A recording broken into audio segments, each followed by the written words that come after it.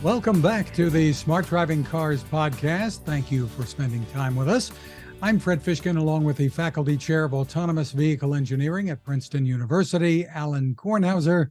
Hi, Alain. Hey, good afternoon, Fred. Good afternoon, and we are happy to have with us Daniel Sperling, founding director of the Institute of Transportation Studies at the University of California, Davis. Great to see you again, Dan. Yeah, great seeing both of you. Thank you for the invitation. Oh, love having you. Can't wait. And we're going to start off with an opinion piece you recently wrote for The Hill, headlined, "Don't Fall Prey to the Current Panic Over Automated Vehicles." And you address what you call the skepticism, frustration, and even hostility that met the California Public Utilities Commission decision to give Waymo and Cruise the okay to operate more fully in San Francisco. Dan, you talk about the larger and more important issues behind the headlines here.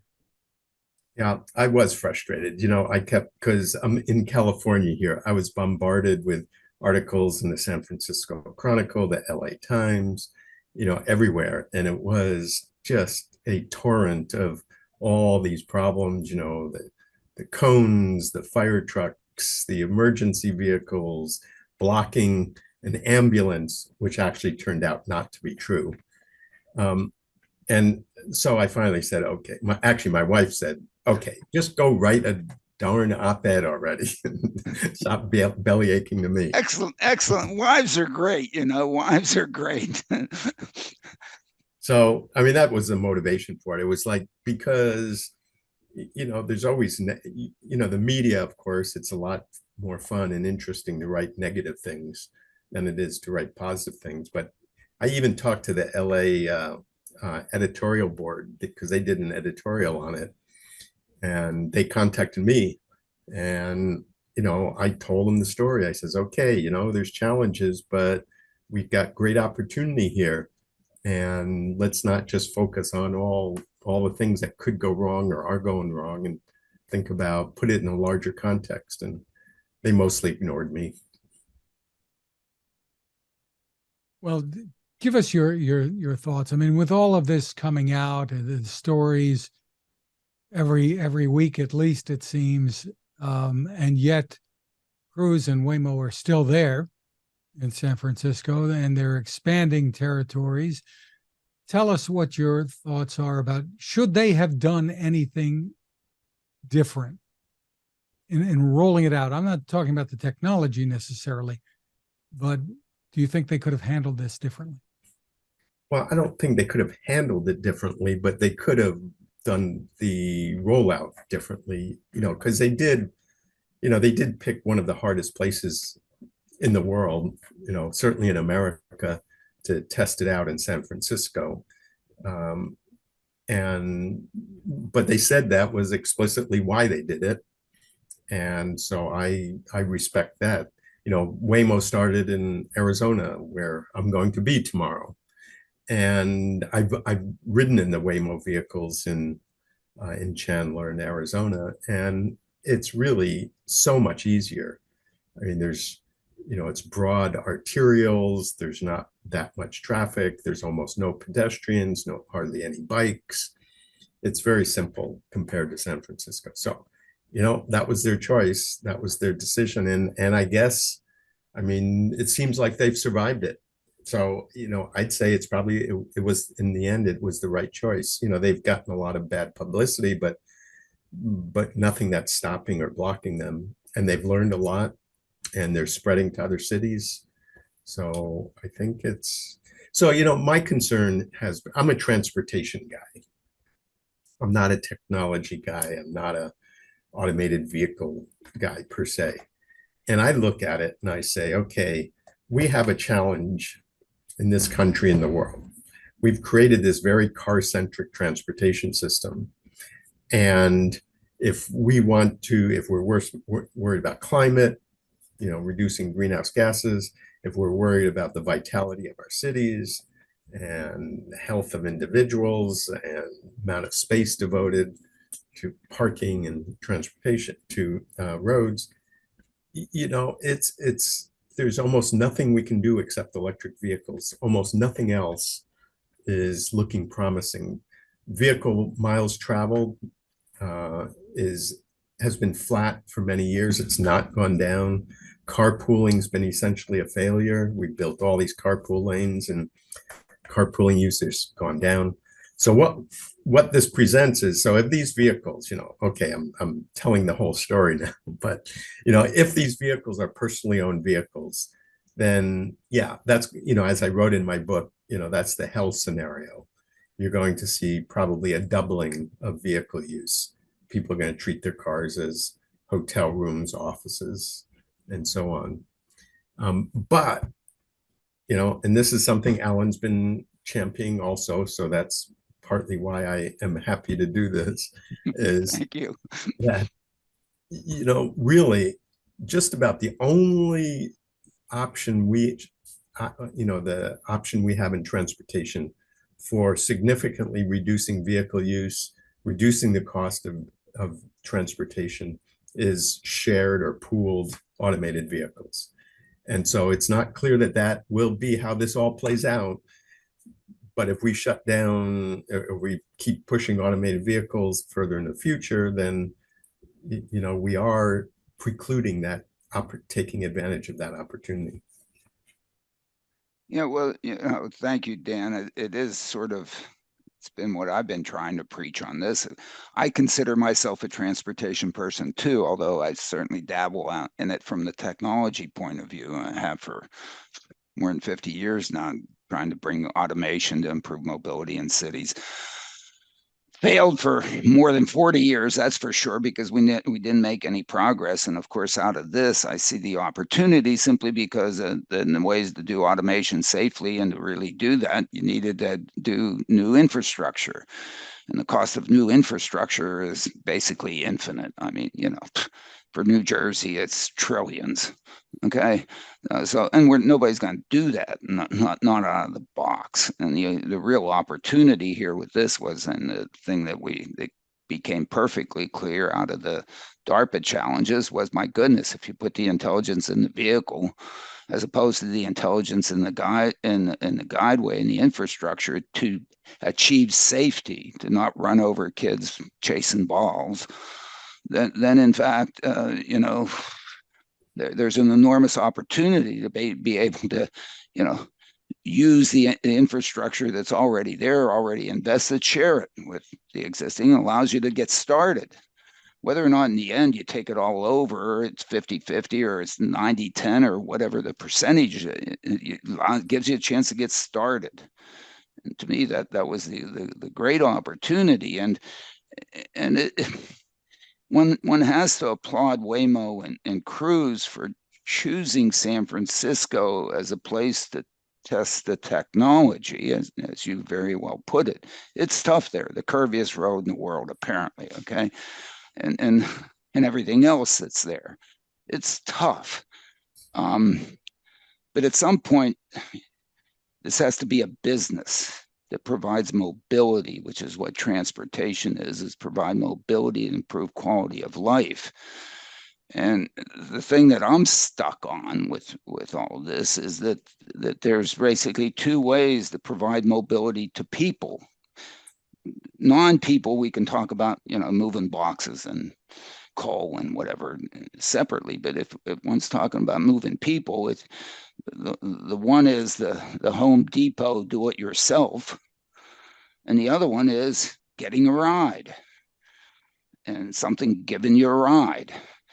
And so, many of us have invested heavily in the Home Depot approach, because to do it ourselves, we go buy a car, we go have garages, we have parking in front of our homes, we buy what to do, I don't know, who knows what. In the end, not everybody can necessarily afford that. Plus, not everybody gets to drive. If you're under 17 or 16, you don't. If you're getting, unfortunately, to be me, well, I can't see anymore. Probably, my days are limited. And the whole thing in between, all the folks who don't want to. A lot of people need rides. I sort of say out of the box, 50% of the people movement, any chunk of time during any day Half of them are do-it-yourselfers, and half of them need somebody to do something to do it for them. They need a ride. My goodness, if you need a ride, Waymo and Cruise have built stuff to give rides. And if you actually look at what they built, or what I claim and what we've done in our sort of evaluation of what would a rollout in San Francisco look like to serve the 2.1 million person trips a day that we think are within that 49 square miles, we think the average cost of doing that is $2.43 a ride. $2.43 a ride is the cost, not after subsidy or who knows what by who knows whom and whatever. I mean, geez, if you can offer rides that are high quality, basically OD rides, like using an elevator 24/7, San Francisco should be saying, oh my goodness, you're the godsend. We should be applauding you. Please just look at the improvement and the value you're going to deliver to our city if you can do it at that. Now, what I admire about both Cruise and Zoox is both of them have explicitly emphasized the idea of, pooling rides, sharing, having multiple passengers. As you have forever. I mean, you wrote the book on it, right? I did. When I visited Cruise many years ago, they said to me, we are implementing your 3 Rs, your 3 revolutions. There you go. Yeah. So really, yeah. I mean, you wrote the book on it, Dan. So, AAA just came out with the cost estimates for vehicles. They're saying now $12,000 per year per car to own and operate a vehicle. And that is for the first 5 years of operation. So it's, would be less after that. But, that does highlight the huge cost. And if we can start spreading those costs around, as you were just saying a moment ago, not only do we get all the other benefits, but we actually reduce the cost of travel for individuals. Absolutely. I mean, if you look at if the Cruiser, the Horizon vehicle, putting it out there, I think they can achieve productivities in that vehicle that give 100 person trips a day in San Francisco. If you do 100 person trips a day, okay, that means in a year you're doing 30,000 person trips. Okay, that's for that vehicle. Geez, if you a buck a trip gives you $30,000 in your pocket to pay for that vehicle, 50 cents gives you 15,000. Should that vehicle cost a whole heck of a lot more than this AAA number of 12,000? Maybe a little bit more, maybe, but only 50 cents a ride to pay for the CapEx. Well, okay, what's the operating cost? Right. This is clearly the calculation that Cruise and GM have done. I hope they must have. I mean, they're putting billions into this. So. They must have.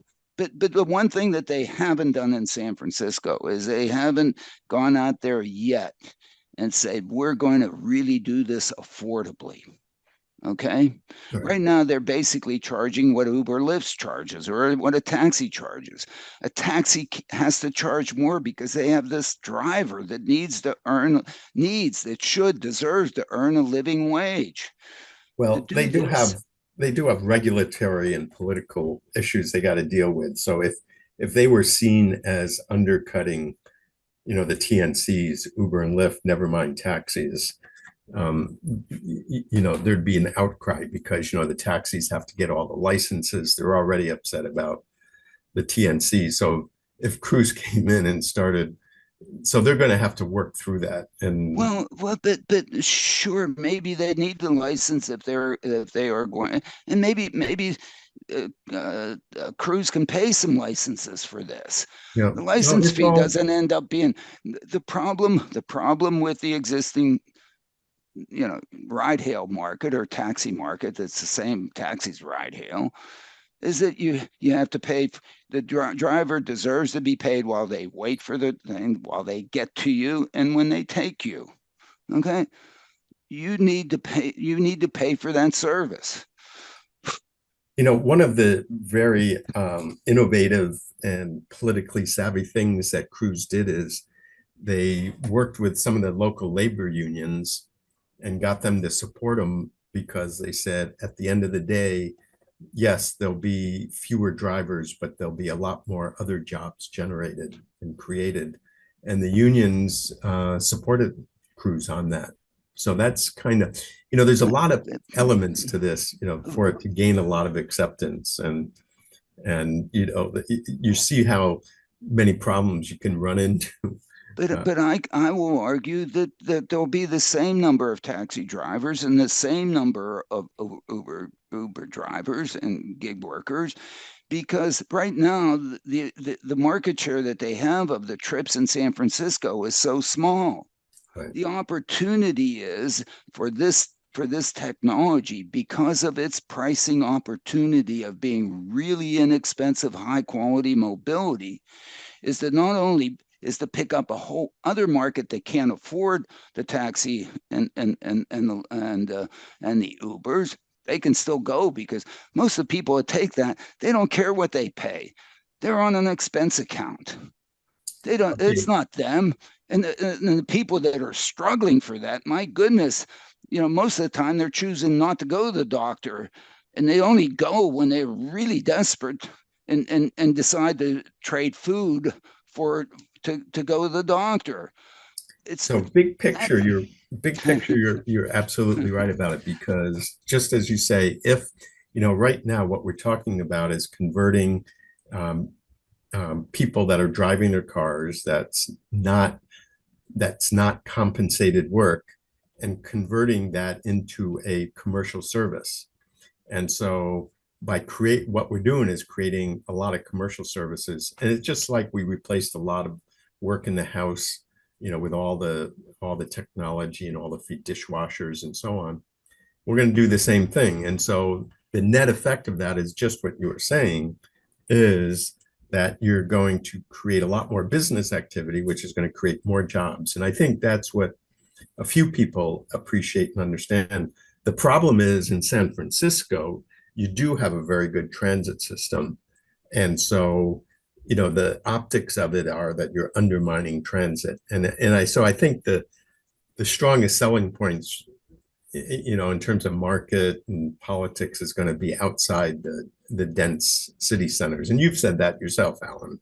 But let me disagree with you just for the heck of disagreeing, and so that we have a conversation. I don't think San Francisco does have that great of a mobility system. Okay, not in its 49 square miles, not in its 7x7.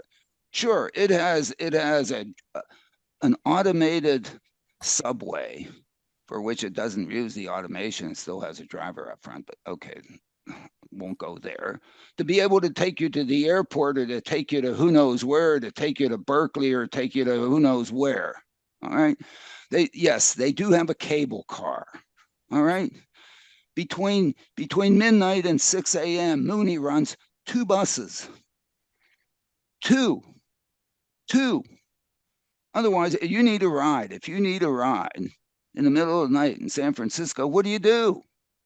Okay, these vehicles, the Cruise Origin could just be sitting there all night long. Oh, please, let someone need a ride. I'm just waiting for a ride.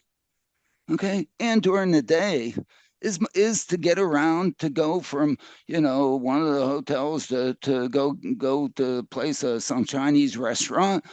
Really, somebody's going to take the bus? If you happen to be on a cable car, maybe you'll hop on it as a tourist. Okay, I'd argue with you in that 7x7. They really this stuff. I mean, level of service is like an elevator. Okay, you show up someplace, the darn thing's waiting for you. You hop in, it takes you to where you want to go. Right directly. I mean, you might go this way, but if you pulled it taut, it would look just like an elevator, and you forget about it. That's what they can do. They haven't sold that. They haven't told that. They haven't said to the people who don't go to places because they really can't get there, because they can't afford to get there, because they can't do it, don't do it. If it's across the town to shoot hoops, or to get violin lessons, or whatever, it's not there. Yeah, you know, I'm not sure that would be a compelling political campaign because there is a lot of support for transit. And if you start saying it's not good enough, the comeback would be, well, let's invest more in transit and not let a tech corporation come in here, But tell us that what to is, do. And but maybe Governor Newsome, because he didn't sign the bill that went through the state legislature about mandating drivers in trucks just to save jobs. As I suggested, they should be like trains. They have two persons, and because there's not only longitudinal control, there's lateral control. We should have four people making sure that driving a truck is safe. And just think how many jobs you could create by that kind of legislation. You go from one person to never mind. I'm being silly. If one looks at the opportunities of this mobility to improve the quality of life, to improve the economic activity in San Francisco, more at the bottom of the spectrum than at the top of the spectrum, because the people at the top of the spectrum, they have Lambos that they go between places. They're one and dones. But to really improve the quality of life of everybody in San Francisco, or at least a larger portion of it, this is an opportunity.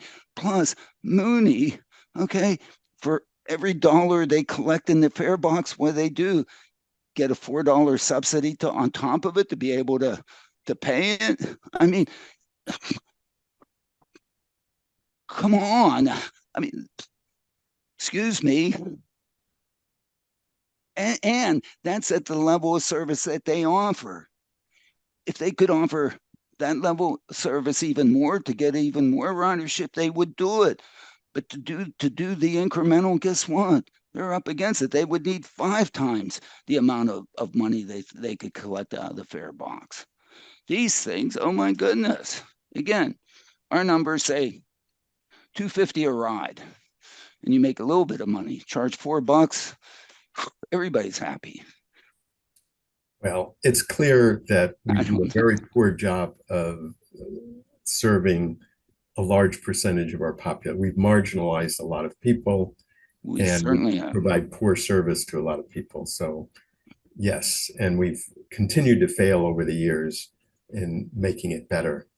And I think the point of this is we have an opportunity, and the policymakers are not grabbing that opportunity. Tell me what your thoughts are about what the policymakers should be doing in terms of regulation. Well, I think I focus less on this. I'm less of a safety expert than transportation, but clearly, NHTSA has to set the ground rules and, for these companies so that they can expand, however they do it. But for me, the focus is actually more on the local level, because that's where you create the incentives for the sharing and the pooling. That's where you give preferential access, like at airports or curb space, for vehicles that are carrying multiple passengers. You can use pricing and taxation, adjust the taxation to support it. So those are all the things I'd like to see happen. And, the local governments, they complain, they have a legitimate complaint that they don't have any control over these vehicles in terms of their operation. It's not totally true, because they can do some things. And at least in California, the California Public Utility Commission regulates it along with the State Department of Motor Vehicles. But the local governments, they could be doing everything to support these vehicles being used as public transportation. And it's not just the Cruise Origin, which I think has 5 or 6 capacity.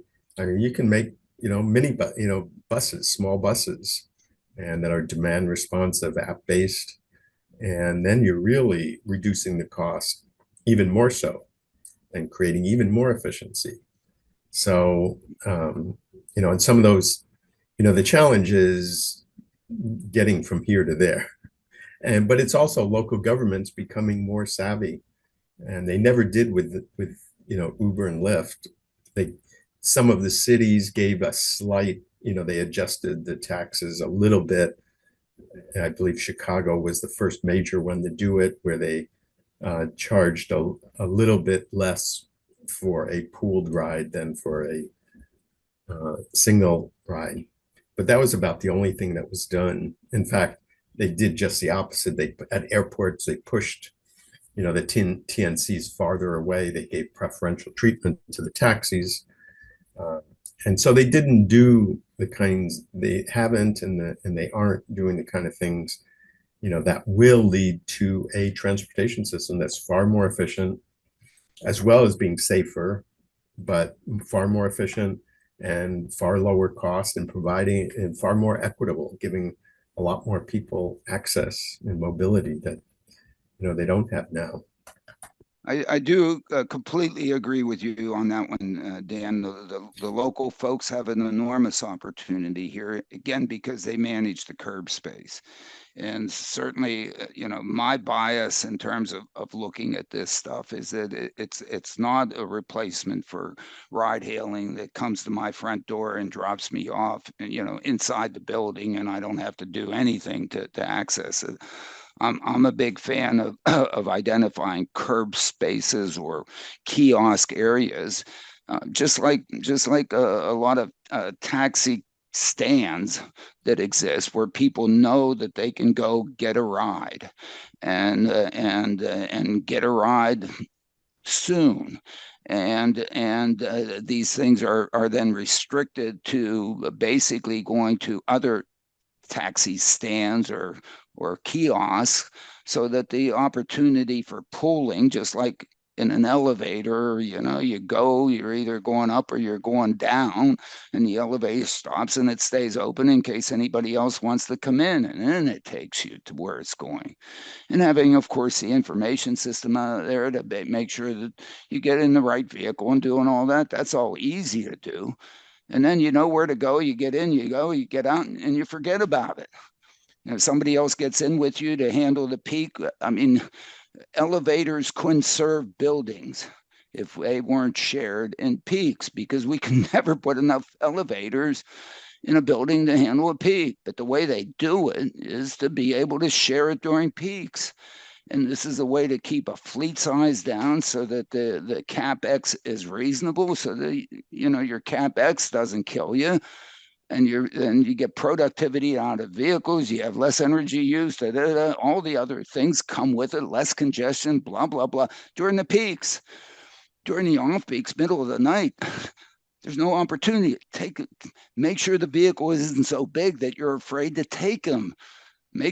So the vehicle size equation becomes very important. Maybe only in certain places you have big vehicles where you really have a lot of demand. Other places, onesie twosies. So one of the losses during the pandemic is Uber and Lyft were moving in that direction. They've, with their pooling services, and they were setting it up so that you would meet at a certain location. They said walk or two to They here do that and at there. LA airport. Yeah, whatever. And, Go, yeah. but even on residential areas too. Yeah. And then the pandemic, it shut down the services. First of all, people didn't want to share rides. Yeah. Oh, yeah. And Uber is, Lyft has said they're not doing shared rides anymore. I know you must see that must kill you. I mean, how can they do that to you? And so, exactly.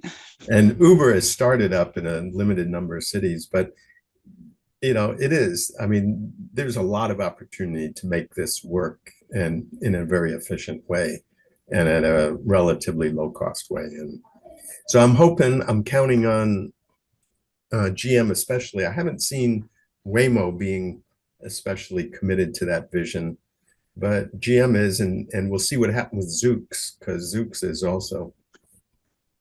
Yeah, but by the vehicle designs that they're proposing, for which, my goodness, let them build 2,500 a year. That creates jobs, because they're all going to be built by hand anyway. Nobody's going to build an assembly line for 2,500 vehicles. So let them go out there and try this thing, because their vehicles are designed to be inviting, to have more than one person just ride there. I think Waymo isn't there because they're in that little itsy bitsy. I mean, they're in something that says this is a private vehicle and I'm giving you a private ride, and maybe you're dragging your wife along by her hair or something like that or whatever with you. But you know, this is a private thing. I think that both the designs of GM and Zooks are really a vehicle that's inviting to sharing a ride, just like an elevator is inviting to share a ride. Wide door, walk in. So You I, know, I I do think, some people, do want more privacy and they have, personal security. And so, I can imagine that as the service expands, you can have vehicles that, just like, business class now on airlines for international, they put up these barriers between the seats. You don't even know who's sitting next to you anymore. And sure, but guess what? You pay for that. Sure, why not charge for that? that's right. Yeah, That's what I'm saying. absolutely. This is You can have America, a, right? I you mean, can have, right. you can have a premium, but still have multiple, riders Well, in it. you could have premium multiple riders, or maybe for them, my goodness, the heck with it. We're gonna take all the money we earned from you because you want that, because you want that. Great. We'll then figure out a way to solve the environment with the money we take from you. Okay. You shouldn't get that for free. Okay. There is still the issue, and that may compound it, of public acceptance. Alan, a couple of headlines that Yeah. from the newsletter here that are related and opposite here. The Drive had a recent headline that read, Cruise robotaxis cause Austin street gridlock due to heavy pedestrian traffic. The subheadline reading, residents in Austin are fed up with cruise-induced traffic jams just like Californians. And then you have another headline in the newsletter. You include an NPR piece with the headline, Horseless carriages were once a lot like driverless cars. What can history teach us? Well, what can teach us with a horseless carriage is that they won. So we really should look at how the horseless carriage got over all these problems and ended up. I mean, they won. They decimated the competition. They decimated steam. They decimated electricity. They decimated streetcars. They decimated everything. So yeah. NPR. Well, Thank you for the whatever suggestions. But look at it carefully. part of the problem with those headlines is they're creating a narrative. They say, people in Austin, are, upset, angry, just like in California. Well, there were a lot of people in California that were very happy about it, were about the service that, I got, just from my, op-ed, I got letters from disability groups, disability rights groups, and they said, thank you, So there's, they're picking up a few people on the street that in quoting them. So no survey has been done, for instance, about, what happened in San Francisco. And so, they're overstating it, I think. And they are with Austin too, no doubt. Yeah, and There are they plenty of are, people in and Austin that would be supported. yeah, they are, Fred. And I guess, of course, the other article that's in there is the one about Waymo and what they're doing in LA in preparation. And I think what they're Right. doing in LA in preparation is doing a much better job of community involvement and going in there and talking to the community and say, what are your mobility challenges? Where do you need rides? How can we help you? As opposed to coming in there and thinking, oh my goodness, everybody's going to just love us because we have LIDAR, schmidars, and whatevers, and we're high tech and we're safe. They've got to get off the safety thing.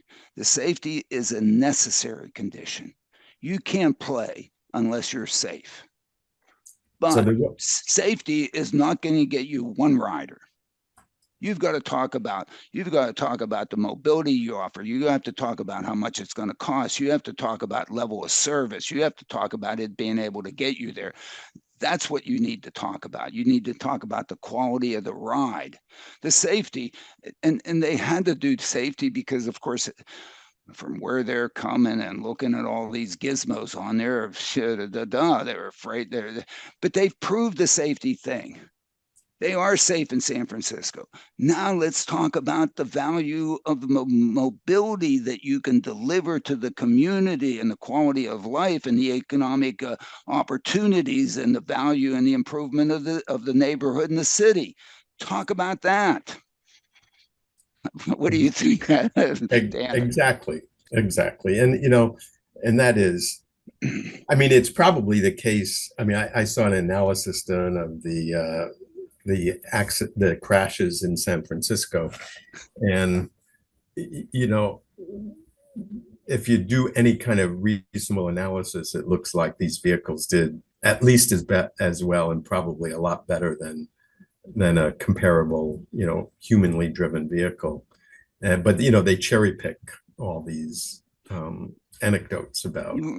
Right. And somebody comes on and says, oh my goodness, they had 4 times as many crashes in San Francisco than San Francisco drivers. Guess what? The crashes that they have in San Francisco aren't reported by humans. Right. Okay. You have So you have a little tap, and everybody say, I've got places to go. I'm not reporting, or here's $50 or something like that. But here, every little tap was recorded. Every run over of a hose was reported. Cut it out, guys. Have a little anecdote on that. So a colleague of mine here just yesterday in Davis, he was on his scooter, and there was a intersection with a stop sign. And so he started going, but the driver coming in from when it stopped he didn't fully stop and he didn't look around, and he hit the guy on the scooter, but just tapped him, and he did knock him over. Yeah. And dazed him a little bit, but the guy said, "You okay?" He got up, says, "Yeah, I'm okay." That was not reported. So, just like you're saying, Alan, there's most of those so-called crashes are non-reported otherwise. Right. Almost every one of them, actually. Maybe Dan, maybe we should have one of our students do a serious look at each one of these things and see if in fact these things are or are not recorded. Yeah. When humans are involved, and basically, bring it out. And I mean, they aren't. Okay. And maybe because they're not recorded, it may be impossible for a student to do that. But I would think it is a good investigation that, for somebody to take a look at this, because it's just terrible. I mean, one's comparing apples and oranges. I mean, comparing an apple and a meteorite. I mean, it's not even this. It's not. They're not even both fruits. Oh, there's a data and regulation issue, because the regulators want to collect data to understand exactly what's going on. Absolutely. So there's an ongoing debate on how much should they be reporting. But then the problem is as you say, it's not symmetrical. And so if you just use that data, you can't compare it to anything. What do you got? For years, I've been trying to, get Tesla to give me their data on their crashes that they record. And Tesla not only has data on their crashes, they have data on their near misses. Okay. Yeah. And it would be great if they put that out there. But the problem is that if they put near misses out there, somebody's going to complain. There have been no near misses with humans. They're the only ones that have near misses. No, that's not it. They're the only ones that end up getting recorded. Okay. Right. All the other ones don't get recorded. When NHTSA said all these crashes by level 2 vehicles have to be reported, I went through the database. Okay, Mercedes-Benz did not report the fact that when I was on my Distronic, I hit a deer. Okay, it ran out in front of me. Why didn't Mercedes report that? Well, okay, moving away from the safety issue, but back to the societal. Yeah. But playing off of what the Tesla story. So we have data loggers on a lot of Teslas. Oh, you do? And so I don't know if our folks have looked at the safety, but they've looked at the actual usage. And it's becoming pretty clear that having the level two, driver assistance is leading to a lot more usage of those vehicles. And our studies came out about 30%. And what's his name at UT Austin, Chandra Bhatt, came up with some similar type numbers. So, kind of and this is a phenomena where we talk about pooled versus personally owned, is if we're getting 30% more usage because, just because the ease of driving is much better, because I know myself, I would never drive to LA. It's 400 miles in a regular car. But with my autopilot on my Tesla, I'm more willing to do it, in certain situations. Otherwise I wouldn't. And so as we migrate towards these more fully automated vehicles, we do have to really be sensitive to, personal ownership of these AVs. And that's where policy has to come in. And it's probably mostly at the state and local level, but it's the same policy to encourage, the pooling and sharing. It's exactly the same policies. And that's what I'd like to, I'm going to try to get a research group together to, get more involved on that, because it's being ignored. Yeah, those are very good points. From the beginning, we've been, at least I've been saying that what I call self-driving, which is really level 2, that's comfort and convenience. And there's no doubt this is comfort and convenience. And Elizabeth and I got a lake place, 70 miles south of here, and boy, the drive is great. And having the intelligent cruise control, so I don't have to sit there and look at the speedometer, is absolutely fantastic. And maybe if I didn't have that, we wouldn't have gotten that, and we wouldn't. The quality of life that has given to me as an improvement is fantastic. Okay, and I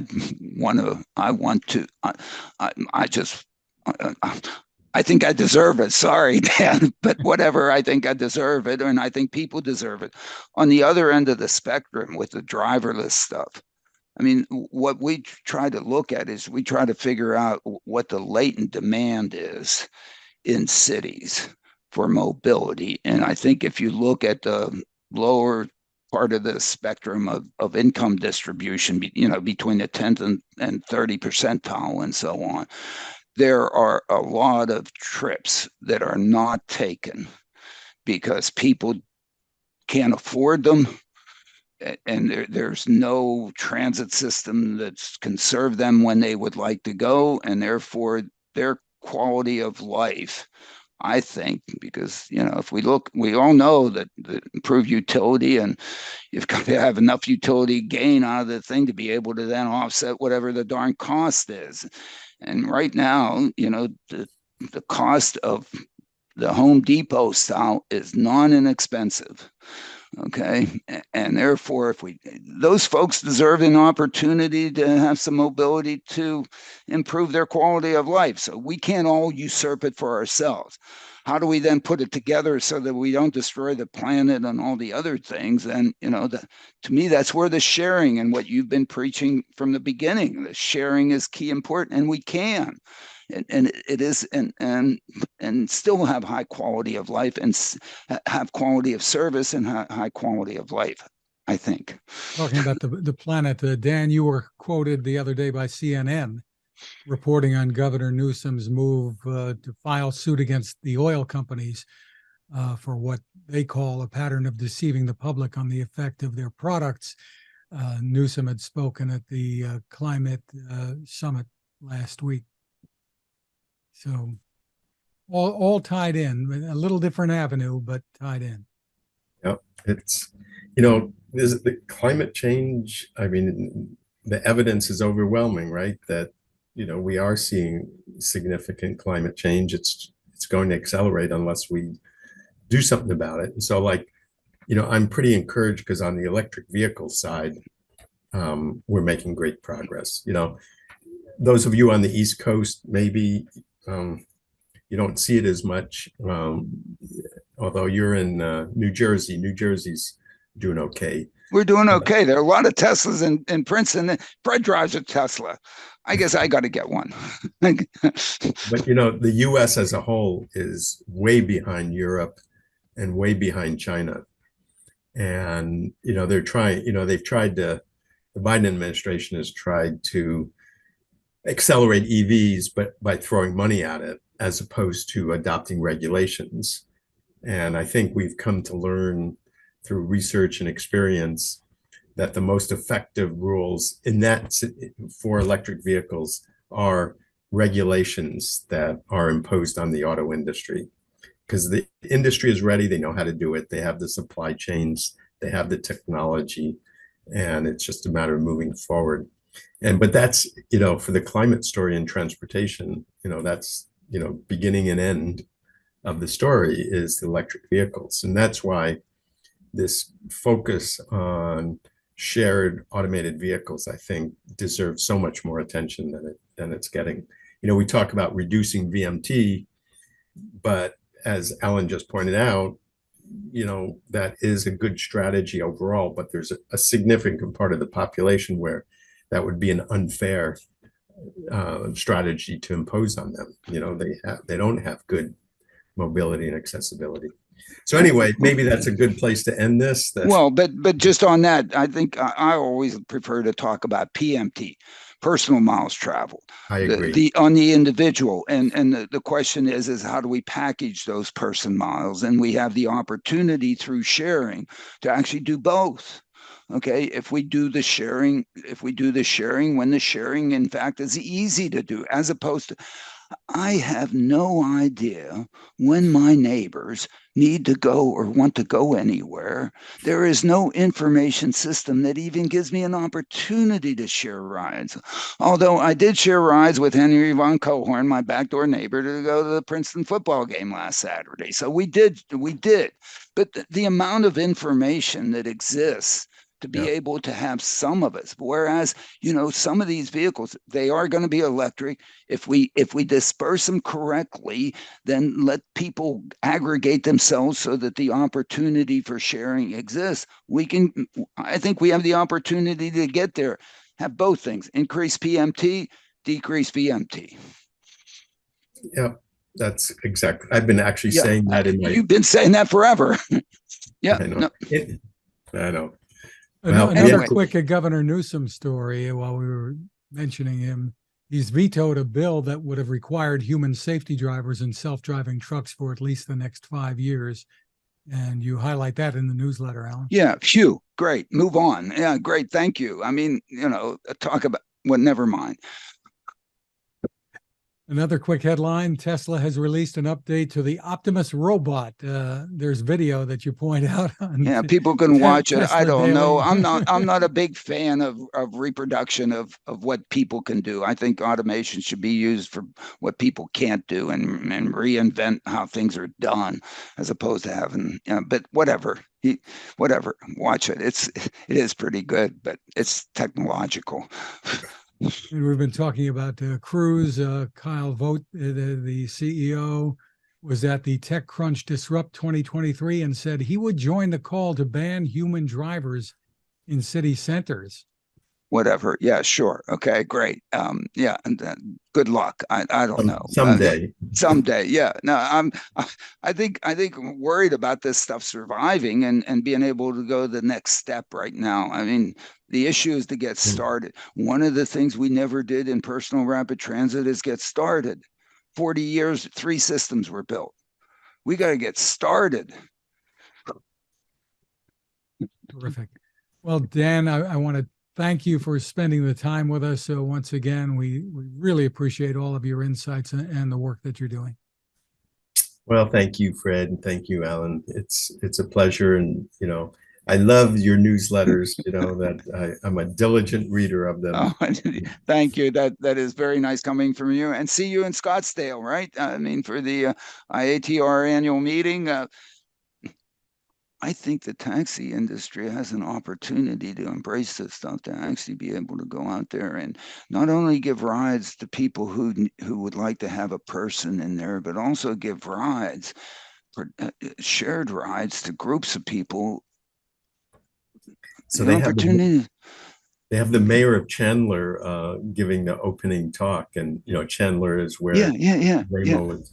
So that'll be interesting. Yeah, I want to hear. The problem is with Chandler is I think everybody has like 4 cars, but that's probably not true. I'm sorry, I exaggerate, but yeah, it may not be the place where. Yeah, but see you there. Right. And congratulations to Matt Doss for putting that program together. Yeah, and yes, absolutely, Matt, great, and anybody else who make a last minute decision to go. I think there will be very good discussions about providing rides to people and improving mobility and improving the climate and saving the planet and everything. So it'll be good. Yep. See you. Thank you, Dan. Bye. You can find us at smartdrivingcar.com, also on Spotify, TuneIn, Apple, Google, Amazon, wherever you turn to for podcasts. You can get smart speakers to play us too. You can find my tech reports at techstination.com. I'm Fred Fishkin along with Alan Kornhauser. Thank you for listening or watching. Please continue to stay safe. Thanks, Dan. See you.